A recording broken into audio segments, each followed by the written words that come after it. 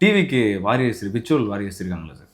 இது எப்போ இந்த விமர்சனம் செய்ய ஆரம்பிச்சாங்களோ, அடுத்த ஒரு 2 மணி நேரத்துல இருந்தது எல்லாத்தையும் குழி தோண்டி புதைச்சு வெளிய எடுத்து, "இந்தாங்க இதான் நீங்க" அப்படின்னு சொல்லி காமிச்சுட்டாங்க. விர்ச்சுவல் வாரியர்ஸ் பத்தி உங்களுடைய பார்வை? அதுவும் ஒரு புதிய ஃபெனாமினாங்க.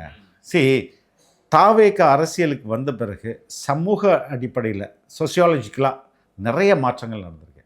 அதில் மிகப்பெரிய மாற்றமாக நான் கருதுறது, பெரும்பாலான இளைஞர்கள், பெண்கள் டிவி சீரியலு, பிக் பாஸு இதெல்லாம் பார்த்துருந்தாங்க. அவங்களுக்கு பாலிடிக்ஸே என்னன்னு தெரியாது. அவங்களுடைய அட்டென்ஷன் ஃபுல்லாக பாலிடிக்ஸ் பக்கம் திரும்பி இருக்குது. இதுவே it's the most greatest contribution of our leader.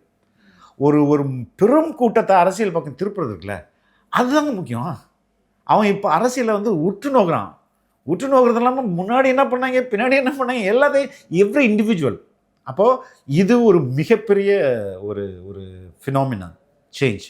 நியோமேட்டின் hair growth lotion. இது சாதாரணமான ஹேர் ஆயிலை விட பல மடங்கு வேகமா ஊடுருவி முடி கொட்டுறது, அடர்த்தியின்மை, சிறுவயது வழுக்கை போன்ற பிரச்சனைகளை தடுத்து முடி அடர்த்தியா வளர உதவுது.